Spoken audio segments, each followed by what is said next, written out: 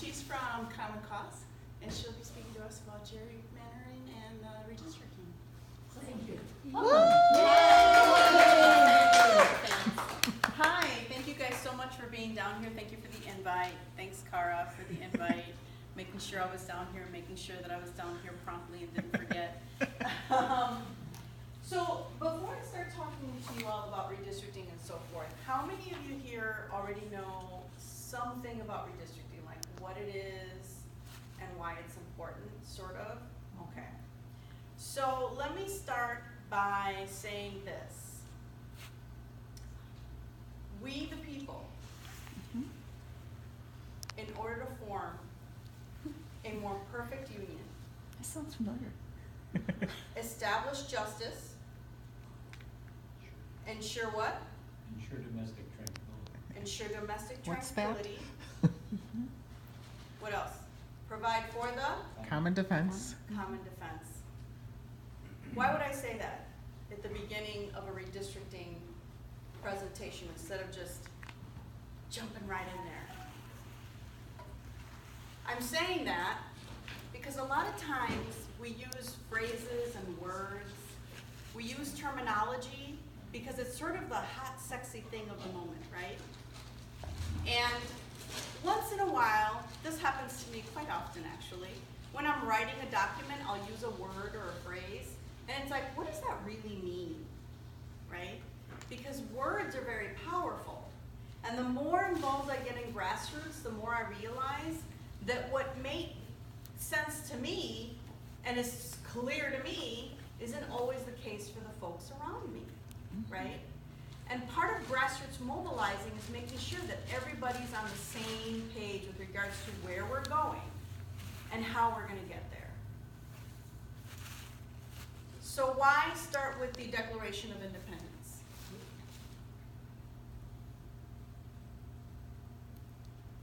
It grounds us in something that's common and good. It grounds us So we remember it's all about we the people. because we remember it's about we the people. So who was we back then? Was we me? No. I assure you it wasn't. White men. White men, landowners. And so landowners, and so a lot of times when we talk and we try to engage people around the importance of voting rights and other issues, you always hear sort of the other, the argument or the perspective that's frequently shared is, well, that's not about me because I wasn't a white landowning male back then. And I say this because of the following. I became an attorney because I bled apple pie. And when I say that, a lot of people are surprised because they see it clearly. I'm not American white, right? But to me, America is an ideal. It's not a color. It's not a particular community, right? It's not gender specific. It's an ideal. And we strive for that because ideals are never perfect, are they? That's why they're ideals. It's a dream, right? Isn't that an oxymoron? Ideals are never perfect, right? And I say that because we're done with special session. And I've heard so many people be so discouraged from each side of the aisle about that. And I've heard a phrase say, oh, it's because we're divided government. It's because we're divided government that we have not been able to move bipartisan bills that were supported in the House, that were supported in the Senate, that were bipartisan, and yet, after 3 people sat down, it somehow didn't make it. And the talking point from each camp was, what? It's because it's divided government and it's a stalemate. Right? Bullshit. Sorry. Oh, I love it. Don't apologize to us. Right? It's because of divided government that we had so much bipartisan policy coming out of the House on the floor. Yeah. That was because of divided government. We the people, in order to form a more perfect union. Redistricting. Redistricting is about we the people. When I say we the people, what do I mean in the context of redistricting? Anyone want to take a stab at it? Voters. Voters. We the people, in order to form a more perfect union, is a romance letter between a bunch of people that were trying to get away from who? Tyranny. Who? What are they? Why a Declaration of Independence? Well, why did we need one? King of England. They were fleeing oppression. They were fleeing taxation without representation. They were fleeing the ability to have what? Religious freedom and expression, right? Self-determining, not lots and caste systems. Whoa, does that sound familiar? Mm-hmm. So they created this ideal government set on fundamental principles that at the seat of which was the power of the vote, right? The seat of our democracy, the power of our democracy lies in what? The vote, and we the people. Redistricting is the foundation of that power. Through redistricting, you take population, right, of any given area, that's why it's every 10 years after the census, and you draw voting maps. You may hear the term district maps or districting or something of that effect, but it's really voting maps, okay? So don't get lost in the terminology. It's voting maps. It's your power, okay? Why has that become so controversial now? Because they aren't drawn fairly, or they're drawn really weirdly. Because people can predict how people will vote. Because people, as we advance, all of the stuff, every time you're on Facebook and you like a pair of pants, or men, you like a certain tool or a certain toy, you know, be it a boat or what have you, that's recorded somewhere in data. That data is then sold to whoever can pay for it. So as people sit down and go through the process of drawing district maps based on the census, it's about numbers, right? It's to make sure that there's responsive representation, because our democracy is based on what? Responsive representation. That means that if this gentleman is a senator and she's a senator, he can't have 100,000 people in his district and she has 10,000. Right? Who's going to have an easier time getting a hold of their representative or their senator in this scenario? 10,000 or 100,000? Yeah. 10,000, right? And it was also designed so that this senator didn't have 5 votes and the 5 seats in the House, or 5, in the House, and you, though your populations were sort of equal, only had 2. Right? So why would that matter? If she has 5 and she has 2, or she has 2. Why would that matter? It's unequal representation. Political power. Because power is always tied to money. True? Yep. Everybody's friends up until there's $1 on the table. And then all of a sudden we start, right, pecking. Well, I don't really, you know, yeah, she's a friend, she's been there, but you know, she kind of pisses me off every once in a while. And then that kind of starts justifying the, so how come you're about to snag her district, half of whatever, to come and, you know, put it into yours, right? So as we've developed as a country, redistricting has been tied to more and more and more and more other things outside of we the people. And so now it's becoming a game to the extent that now the census is being threatened, right? Because if you have an incomplete count, do you have a true accounting and true allocation of those 435 seats in Congress? Nope. No. And that's how you cheat, right? Keep that in mind.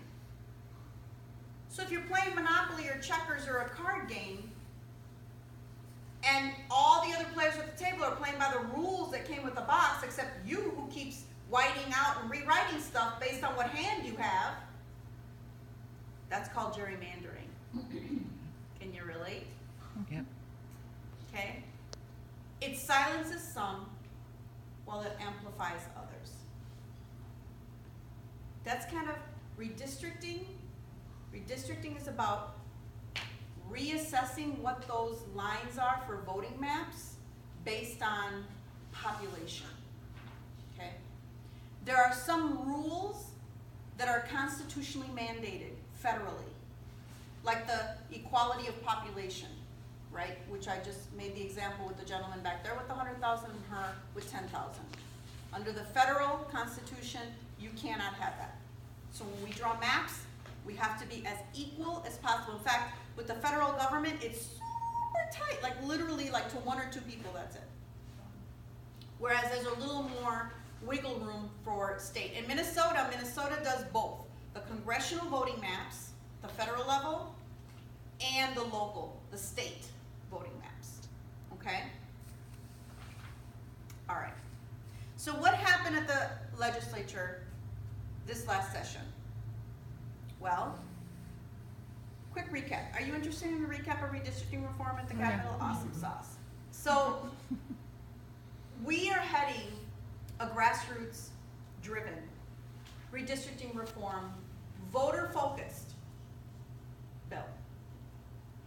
It was already controversial from the beginning because it was redistricting, right? And then after Nancy Pelosi announced this, what was that, HR 1? And the mandate was across the whole states, all 50 states. They had to, all the Democrats, whoever was in power, if there was a Democrat in whichever chamber, they had to roll with a mini HR 1, right? On that package. That was just strategy. Okay. Well, that was a little controversial for ours because we've been working at it for about 2.5 years. And one of the things that we did was assess the political terrain, right? How many of you like symbolic bills? Didn't think so. We don't either. So when we came up through our democracy convening table, we came up with a bill that was reflective of some compromise that we had amongst the people at the table, but also amongst the House and the Senate, and key legislators and leadership in the Republican and Democratic Party. So it wasn't Common Cause's bill, but it was a bill that had already represented much of the compromise that we had come to, right? Okay. Well, that was an issue. Because as some of you who might have followed us from the get-go, the House leadership wanted a constitutional amendment.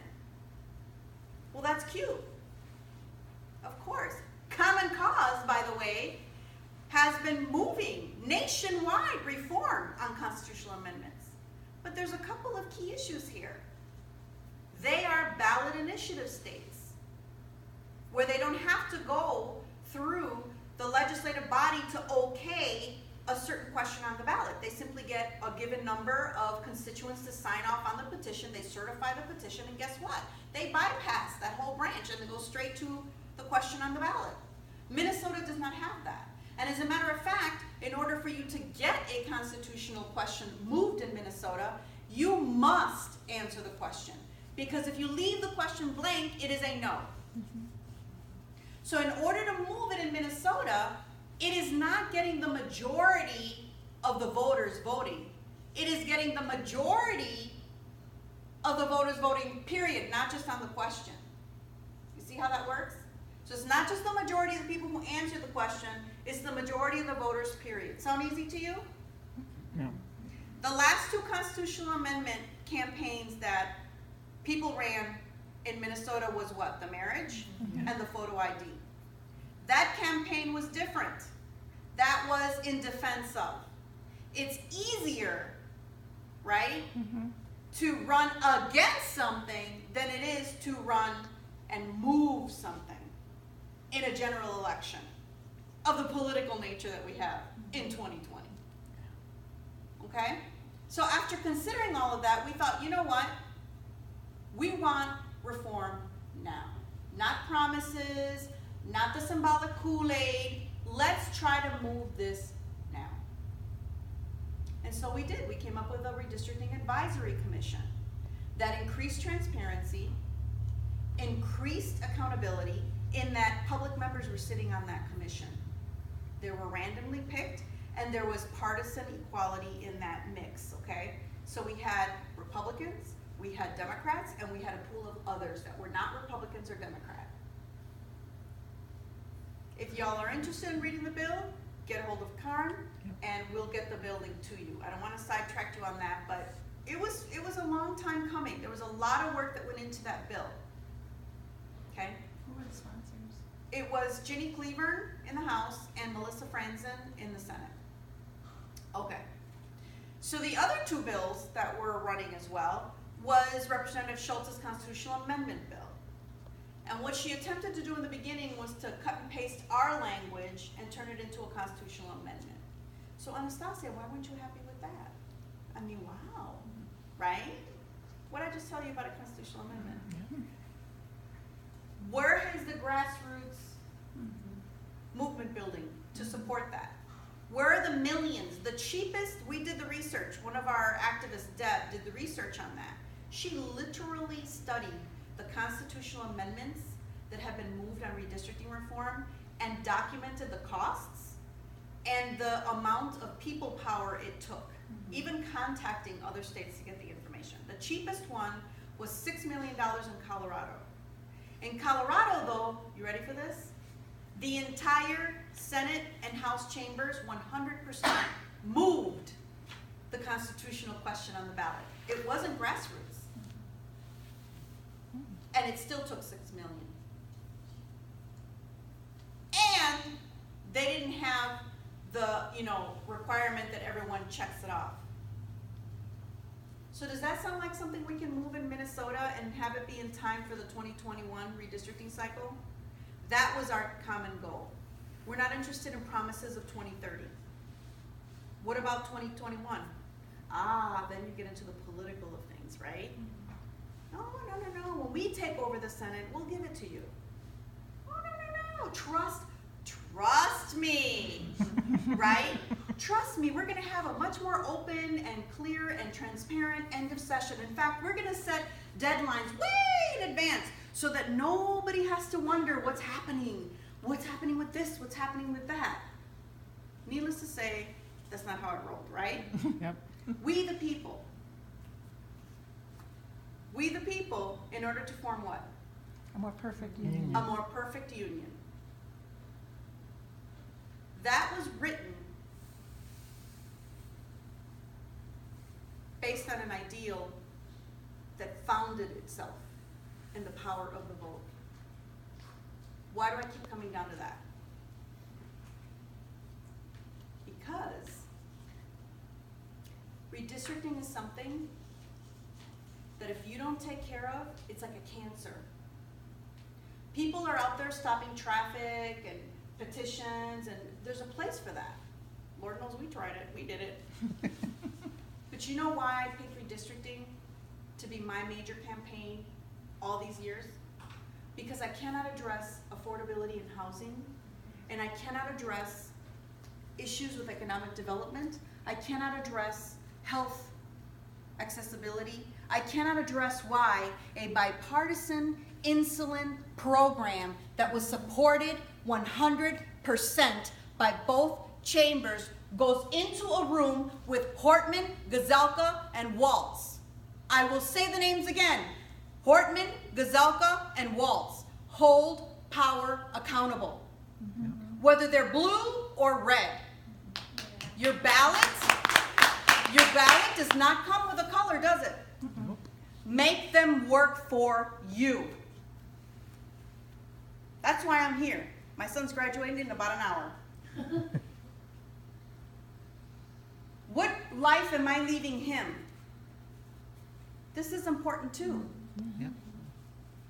Your vote matters, people, and please, let's not turn that into a cliche. Let's not turn that into a cliche. If it was such a cliche, they wouldn't fight so hard to keep you from it. These people work for you and you don't know. NPR this morning. Nobody knows what happened to the insulin program. Why? Because it was behind closed doors. And that's what they count on. That's why they did it. So that then the Gazelka can go and point the finger at Hortman, and then Hortman can, these horrible Republicans, these crazy liberals, and how, we're like this. Well, okay, but, right? And in the meantime, people are still dying. And in the meantime, and I actually tweeted that. Because Tom Bach, let me say the name again. Tom Bach actually said, well, we can pick that up next session. And what I tweeted was, and the body counts. Who is going to continue to count them? I will put them on the steps of both parties and the governor. Now, what if it was their aunt, their uncle, their child rationing insulin? I think that's disgusting. For them to say, we don't have time. We had a hell of a lot of time when you needed your issues on the table. How do you not have time? You have a surplus, but you ain't got money. Our vets, that was another issue. Restorative justice would save over $1 million and something. I heard it twice in hearing. Think about that. This would have allowed vets that have DUI for the first time, or under whatever circumstance, case by case review, to be put into a restorative justice program to help them deal with the mental illness, to help them deal with the self-medication through chemical dependency, etc., right? So they wouldn't have that felony that now stops them from getting housing and then they're homeless, that now stops them from getting a livable wage and now they're homeless, right? Who voted against that? Let me give you names. Senator Kiffmeyer and Senator Newman. And her excuse was the money. Well, the gentleman shared the fiscal impact note. Actually, 0 cost and $1 million and something savings. But then Newman had an issue because he didn't like that the judges wouldn't have discretion. Discretion to what? Make someone a felon? So who holds them accountable? I'm about to. We the people. We the people.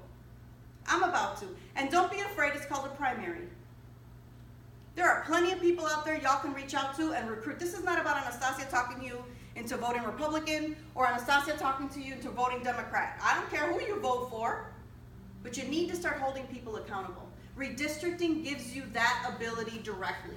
That is why we moved redistricting reform that is voter focused. What do I mean by that? Voter focus means that when you're looking at the rules, remember the games that I told you about, like the Monopoly or the checkers or what have you? Well, redistricting has a set of rules that it goes through as well.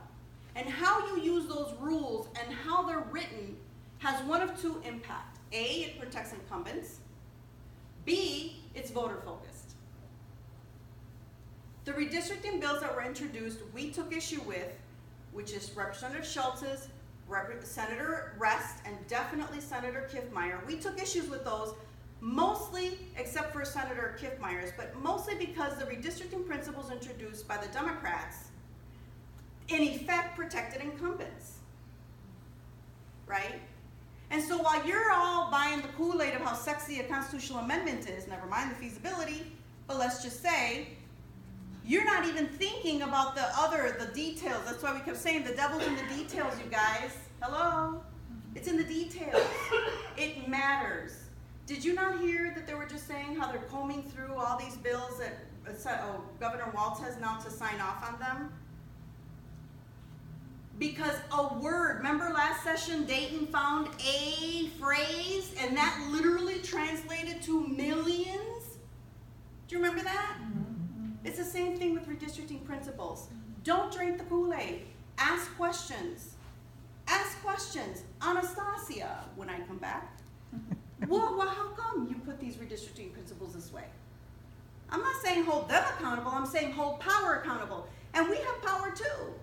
So make sure I earn your confidence. When I come back and say, hey y'all, I need you guys to come to the Capitol, or hey y'all, hold us accountable. Make sure that the people that are coming to talk to you about redistricting reform this or redistricting reform that is able to walk you through that process and answer your questions. You want to move a constitutional amendment? Walk me through how you're going to do that. Oh, well, that was so simple. We did it in 2 other ones. Oh, but those were defensive campaigns. This is a little different. Can you walk me through this one? Oh, we're going to train people when they go door knocking to just, at the end of the list, you know how you're engaged? How many people here have door knocked?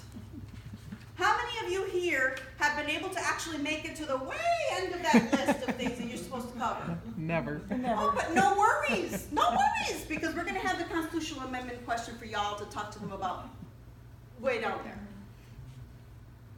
2020, a little contentious in Minnesota?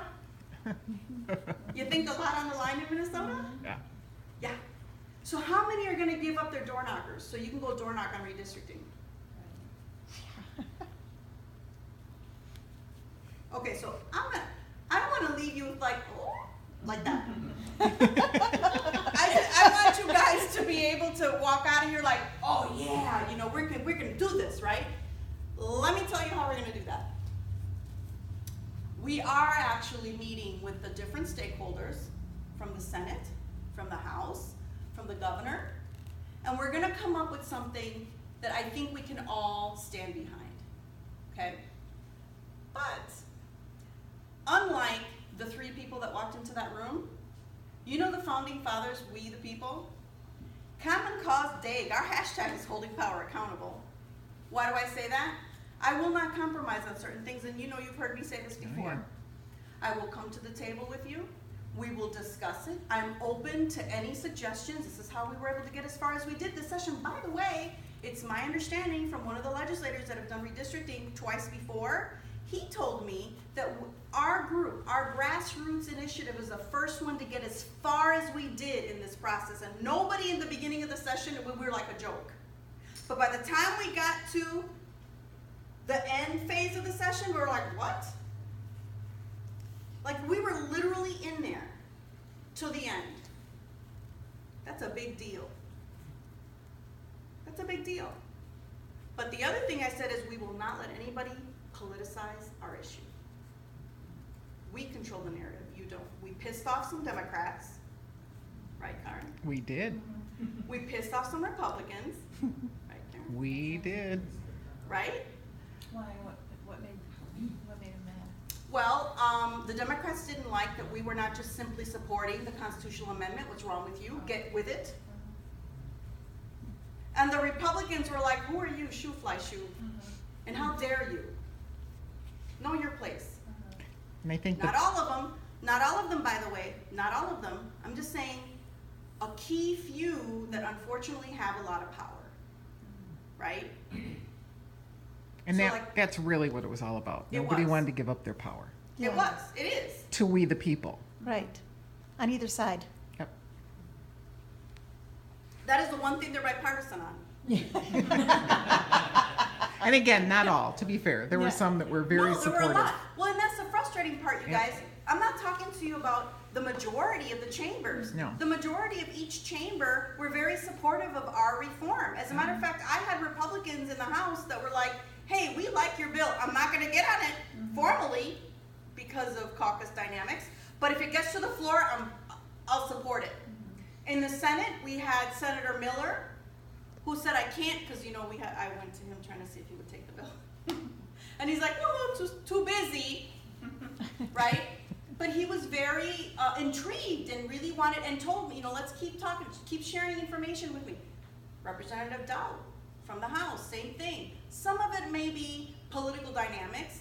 There were not one of the leading individuals from the House DFL party when we engaged them, told me that they would only support a constitutional amendment. It was after Pelosi announced the HR 1 and everybody was all rallying around it that all of a sudden, the very same chairs that before had told us, or one of our activists, we support your bill, we like your bill, were suddenly, nope, we want a constitutional amendment. Nope, we want a constitutional amendment. And when we tried to engage them, they didn't even know what would really, be. And then at the end of it, they're like, no, we support yours. Don't worry about it. Because our fear was that they wouldn't move it because they didn't support it. But no, they rallied around it because it was good work. It was good work. So the majority of the folks, we have some good legislators, by the way, you guys.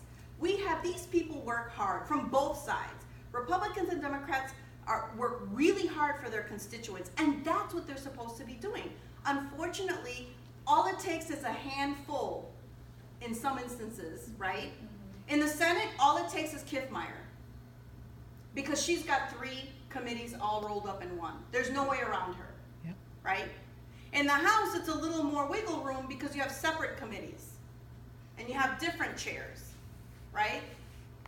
So that power dynamic is a little different, right? So how do you engage Senator Kiffmeyer? I'm acquainted with Senator Kiffmeyer. She's a very nice person. She has very conservative views, but that's why she's a Republican. So it's about getting that rapport build, right? It's about being that little dot, right? Without being obnoxious, without being rude, but always holding her, like, hey, this is what we want. Hey, this is what we're doing. Hey, and Cara knows she'd come out and say hi to all of our activists, even though she knew that we were there on a completely different bill. But that's why she kept engaging with us all the way towards the end. And then she, I'm sure, got super overwhelmed because, the 2 hardest bills to get moved as far as omnibus is what? You just saw it, HHS Yeah. and state government spending bill. Yeah. And that's where all our stuff is wrapped up into. Okay? So we're gonna meet with these folks. We're gonna get to it. We're gonna get to the bottom of it because there's more people that are genuinely and in good faith engaging than there are a couple of the, poo-pooers that are more interested in their own political. I've got folks, Bach has come out and said, we're gonna fix the maps when we take over the Senate. Right? He was gonna be retiring. Nope, I'll actually run again if this is the issue. That kind of thing, right? I'm really positive. I really think that we are gonna get something done, but it's gonna take a lot of work. It's gonna take a lot of work to get it through. The bills that are there now, I do like the structure that Senator Rest has, because Senator Rest's bill, although we don't like her model or her principles, or some of her principles, I do like that she moved the constitutional amendment with a backup advisory redistricting commission. So her bill is a both and. Her bill says the following. We're gonna move with the constitutional amendment as a preference, but if we can't move it on the ballot, then we default to an advisory redistricting commission. Does that make sense? So now 2021 is not left without any protection. Whereas the other bill, 1855, Representative Schultz's bill, does not. And Senator Kiffmeyer's bill, I'm not going to talk to the model, but it has nothing. In other words, she puts it on the ballot, and if it fails, too bad, so sad. Then it just goes on as usual. Again, nothing is in place to protect 2021. What happens if this doesn't go through at all? If no reforms go through, that's a good question. If no reforms go through, then it's just business as usual. Yeah, can you talk a little bit about the pitfalls of that? Yeah. Okay, so Goes to the judges. I'll give you, well, yes and no. Because if you have a Democratic governor, and you have a Democratic House, and you have a Democratic Senate, They're all just gonna agree. Oh, Because- yeah, they'll all because, yeah, agree. The current setup is legislatively passed. So the legislators draw the maps and the governor approves them. The problem is that the last 4 times this has been tried, it has not worked. Right. Because we've had a split. Divided up. and you've had divided government. Right. So, and by the way, this is true if it was Republicans. Right. This isn't Yep. unique to Democrats. Yep. It'd be true if it was a Republican House, a Republican Senate, or a Republican governor, right? You have to remember to sign the bill. Yes. Poor Governor Carlson, he's just never gonna live that one through. Okay, So that's why I say yes and no. The courts can only step in if the governor vetoes it, right? If there's a challenge to it, right? So in this case, a constituent can challenge it. Common Cause can challenge the maps, right? Even if it is Democrat, Democrat, Democrat. And if there is blatant gerrymander, that's exactly what we're prepared to do, as we've done in other states. So it's right now, Supreme Court, hey, the first week of June, Supreme Court is coming out with its root show determination. So a lot of this may be a little mute on a couple of issues, right? So I am hopeful for redistricting in 2020. We've got a lot of good people on both sides of the aisle in both chambers that I really do believe are working in good faith. I think if I were you, I think one of the first things that I would try to do is try to, like, our website has a lot of information on it, just try to get familiar with some of the terminology, right?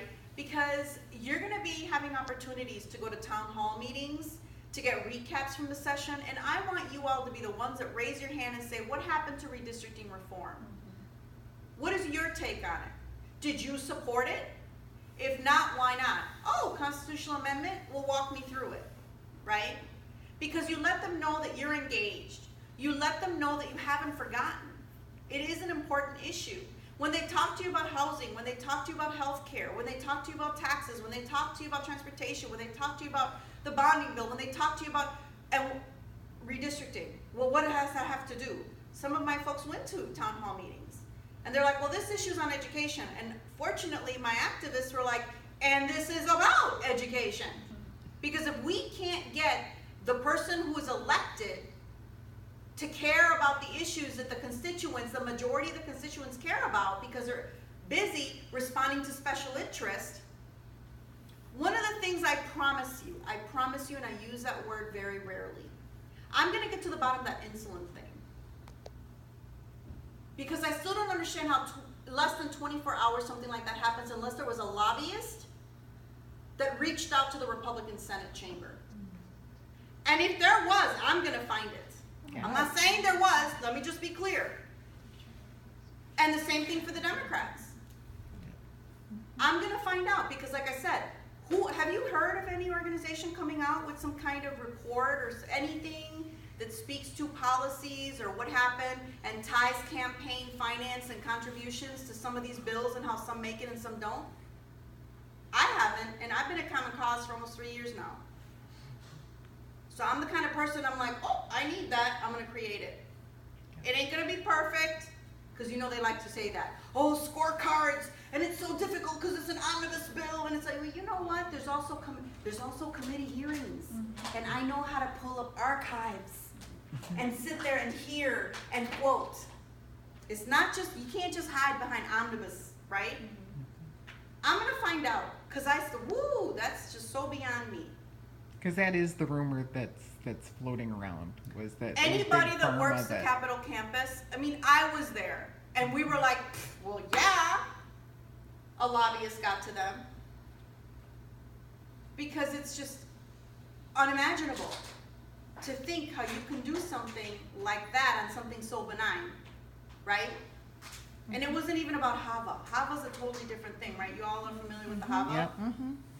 And when Gazelka came out and said that they were releasing it, I made it a point to tag and retweet so he saw what I was saying, hopefully, and say, oh, so when nonpartisan organizations called this out months ago, and the response was how partisan we weren't being partisan, we were actually being factual. Right? So please try to read up on some of the materials. You can always reach out to me. Karen knows how to get a hold of me. I'm happy to come back and do like an actual workshop on it, where I can actually walk you guys through some of these redistricting principles so that you can see examples of like how in one scenario, using a slightly different language, you can get a completely different outcome.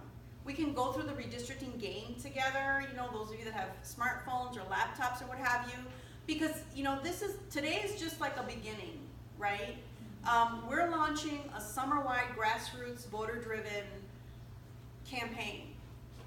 I'm literally doing this all in southern Minnesota and central Minnesota. I'm gonna go up to Kiffmeyer's district, I'm going up to Tom Bach's district, I'm going up to Gazelka's district. We're gonna do door knocking, we're gonna do petitions. We're gonna inform their district, because how much you wanna make a bet they don't know? Right? And you can't hold power accountable if you don't have the information, right? So like I've already been told I don't need to go up to that district because the district is gonna tell me what they just told me about redistricting reform. And I just sent an invitation so that they know I'm coming. You know, I wanna hear it from your district. We're gonna do lawn signs. I wanna elect a candidate. Did you hear what I said? Yeah. I wanna elect a candidate. And the candidate's name is redistricting. So we're handling our campaign as if it was a candidate. How many of you have worked on candidate campaigns? Yeah. That's how we're gonna work ours. We want people to be warm and fuzzy with redistricting. We want them to know what it's about, to know what it means. We want them to understand that that is the most powerful right. That is your process. It is your process, literally. You know what I mean? It's like elections. Elections are about, it's your process. It's we the people. And that's not a Democrat or a liberal or a progressive slogan. That's an American slogan, right? Like apple pie, red, white, and blue. I was listening to this guy talk about a book that he did. He was one of a major anchor person. I didn't catch his name. But he was talking about how the stars on the flag is symbolic of the first compromise ever made in our country. Isn't that awesome?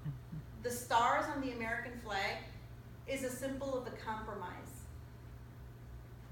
in our country. Isn't that amazing? Because we don't think about how y'all don't think about how these colonies became, you know what I'm saying? Yeah. I mean, you don't think there was compromise and discourse and value, you know what I'm saying? And they were able to work it through and build an amazing country. You think they were red or blue? No. These were people, right? Each with their interests. And I keep hounding the red and blue not because I'm against parties. Parties have a role. It's when it becomes the dogma that you're no longer looking at issues, right? And people won't even engage you because they see you as blue or red. No engagement. No exchange of information. No me trying to understand what you're trying to tell me. You're concerned. Do you know how many people had to sit and listen to redistricting at the Capitol? Do you know the stories? Some of these, there were legislators, I will not name, that literally were telling me how their districts were accommodated because they didn't want to move. Oh, no. my gosh. Did you hear what I just said? Now, did I stand up and say, gerrymander, you're the symbol of why we're doing this work? Good respect. On the inside. Get it on the inside. Right? No. I listened because the gentleman wasn't telling it to me as if it was some kind of victory or anything like that. Like he was really benign. You know what I'm saying? He wasn't saying it in a malicious way. He wasn't saying it. It was just very matter of fact. Okay. That would be called gerrymander, sir. And he knew what it was. I mean, trust me, he knew what it was. And he was, by the way, equally upset with how it is now. And this legislator wants redistricting reform. He was just sharing what that experience has been. I've had Republicans share stories of how they believe their districts have been gerrymandered, and I've had Democrats. But everybody's saying, well, they're judges, and judges don't, if they're applying the print, yeah, right. Judges don't gerrymander. I'm not saying they did, I'm just saying, what is so special about judges? I can share, in fact, I pulled up the data because we were getting our butt kicked at the Capitol on the judges thing because they wanted a judges-only model. Because for some reason, people believe that because judges are judges, they know process better, they respect the law more. they're just better able to do redistricting than everyday people with, by the way, the same assistance, because judges will have GIS staff helping them. Why not the public having GIS helping them? Judges will have all their staff advising them from the, so I'm thinking, so how come, right? So I actually pulled the data on the number of retired judges from the appellate court and from district court, because that's where the pool of these judges were gonna be picked out from. It come to find out that there's only 170 something odd retired judges. That's the pool. Mostly from the Twin Cities or metro area. There goes geographic diversity. Mostly white men of the age of 74, I think was the average age. Can't There get enough goes of those. that diversity. Yep. And let's not talk about people of color in that group, Yep. right? Then I went and I pulled up disciplinary records, because you know, judges know about law. They're law-abiding, right? They don't break rules. They're really ethical, right? At least more than everyday people, right? Wrong. Look at the data on violations and sanctions of judges. That's done administratively. CCO ain't gonna put that on the news. But just because CCO don't put it on the news don't mean it doesn't exist, right? Okay, I'm giving you a 10-minute warning because I Thank promised you. I would get you out. I'm gonna take questions because I just want to make sure that I have people, yeah. So I was talking to somebody about your redistricting plan and how it was for the people, et cetera, and they had a very good question and I didn't have an answer for it. Okay. And the question was, why do we even have people do this? Why can't we program a computer to be able to create the districts? Okay, let me tell you why. Because when you look at the definition, okay, so this is how it happens. The redistricting, the application of redistricting principles doesn't happen like a recipe. You know how in a recipe, it's steps, right? As long as you have all the ingredients and you follow the steps, it just kind of comes out a cake, right? Redistricting isn't like that. They are ordered in a certain way, and there's intersectionality, okay? So let me give you an example. There's a redistricting principle that speaks to preserving communities of interest. Everybody understands that, right? And so communities of interest are defined, hopefully, in a way that the community defines itself, right?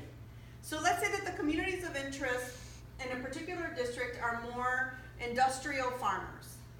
Let's just say that would be a fair way of describing that community of interest, right? Well, then there's another redistricting principle that says local government should be preserved to its form. So the county level or the city level or the, you know what I'm saying, that shape should be preserved. Well, do communities form in perfect little pegs? Do they form that way?